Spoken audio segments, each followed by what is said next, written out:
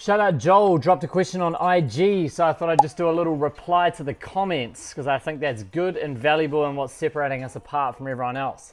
Hey David, I'm wondering if you can help me out. I'm a builder, building himself for 6 years. Never really had any direction with pricing jobs, as we all haven't, because there's no system in teaching people how to price. Have kind of just estimated time, added materials plus 15%, and that's kind of it.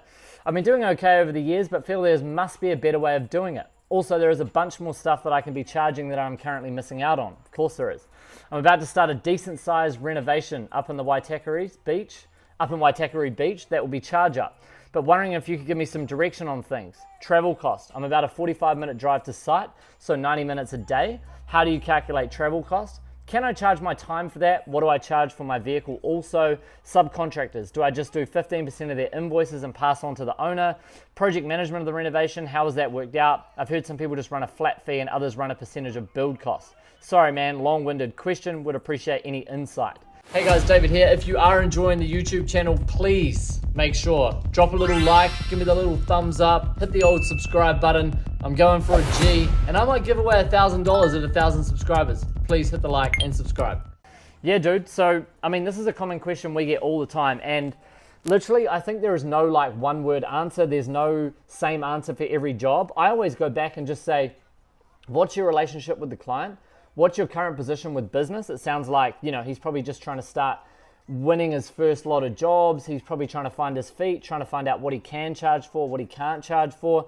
Shit, he might be an amazing builder, but there's so much to learn with client relations, how to deal with clients, stage payments, how to do stuff, charging for variations, insurances, etc. So I'm just going to answer this question and say, if I was in this guy's shoes, this is exactly what I would do. I would go to the client and just say, hey guys, cool, appreciate this, really want to tender for the job. I think what we do, and this is not a plug for us, to invest into the job, I think we get a full breakdown of what the job's actually going to cost. Now that's to kind of protect you as the builder and the client as well. Reason for the builder literally so you can get some expectations on what you think it will cost by the QS giving a non-biased opinion on how long and what the job will cost and do to take. And then for the owner as well, so they've got some expectations. So if you, the builder, come back and say, hey, listen, I prefer to do this on charge up, at least you've got a breakdown spreadsheet that both of you guys could work off to manage that job. So if I was him, I'd say, let's get a QS, number one. Number two, I would say, hey, do you mind potentially if we do this job on charge up? Now, I've said in earlier videos that fixed price you make more money, but earlier in this guy's journey, he shouldn't be focused on making a shit ton of money. He should get better and just be getting good at running his business, learning the business side of things and doing the project well and learning client management. Yes, making money is completely important, and someone will come in the comments and say something stupid here, but your first kind of lot of renovations, don't worry too much about the money. Just learn about the sales process, how to run the boys, how to project manage the job, how to deal with clients' emotions. So that could be something he would do.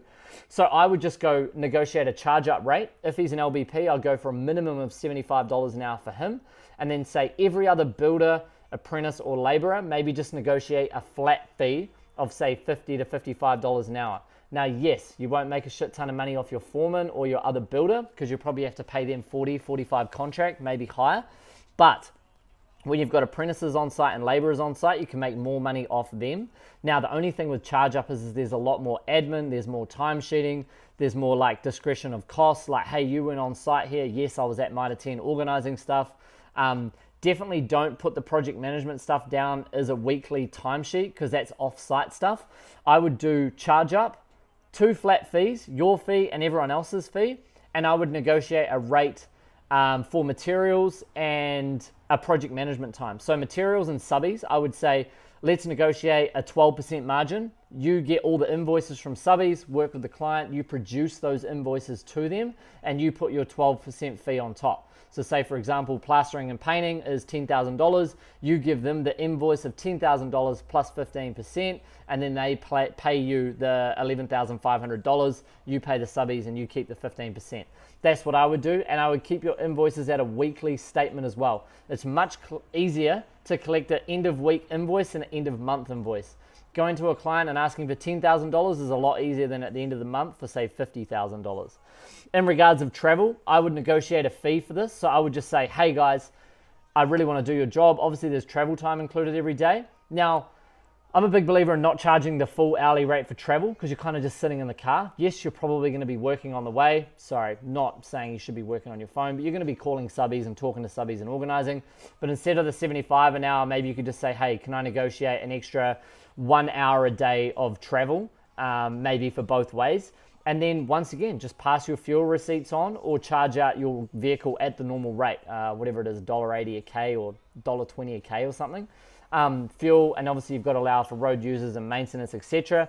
What you could just do for that is build your hourly rate in. Well, that's your hourly rate for the week. And then you just add another hour of travel a day, say 5 hours for the week. And then you bill your vehicle, maybe plus 20, your fuel plus 20%. So if it's $180 in fuel for the week, plus 20% to cover all those additional costs, okay? That's what I would do. So I would do subcontractors and materials, 15% or 12%, whatever it is. I would do 1 hour a day of travel per person, obviously traveling, and then I would do fuel plus 20% to cover fuel and road user charges, okay? Project management, I would do, and if you're a builder project managing on the site, I would literally just go, hey, listen, I'm gonna bill my time on site, but then I'm gonna bill an additional 10 hours a week until the job's finished, or until the job's kind of like closed in building wise. So say for all the foundations, until you're closed in, jib linings are on the wall, perhaps the kitchen's gone in, the bathroom's in the finishing stage, just say you're gonna bill an additional 10 hours a week at the 75, and that's to be paid weekly, so that's $750 a week for that duration. But then all of that time, by the time the subbies are starting to clear out and you're going for council, maybe you could just do 5 hours a week. And then the council CCC application, you could do a one-off fee of $800 or just do hourly. But I think the most important thing for this builder here, and shout out for this message, is you just want to get really good at running the renovation. Just get some experience under your belt, get some time in the bank, and just do the job. Don't worry about making a shit ton of cash. But then once you've done this, you can literally build up your data of rates and you'll know how fast you are at doing things, how slow you are, where you made mistakes, where you really gained. And then when you go and price the next job, you've got a lot of data to work off. So I would do charge up basis, get a really, really good contract, just get like a NZCB contract perhaps, or go see a lawyer to get one drafted up contract. I would do weekly payments. I'd go for 15%, project management, 10 hours a week, fuel time. I would just allow for 5 hours of travel a week, come back a little bit on that, fuel plus 20%, and aim to get that Google review at the end of the job. Comment below if you guys think we should have done this any differently. Please let me know. Hope you found this insightful. If anyone has any questions, shout us a message. We always reply to these and do a long form video. Cheers, guys.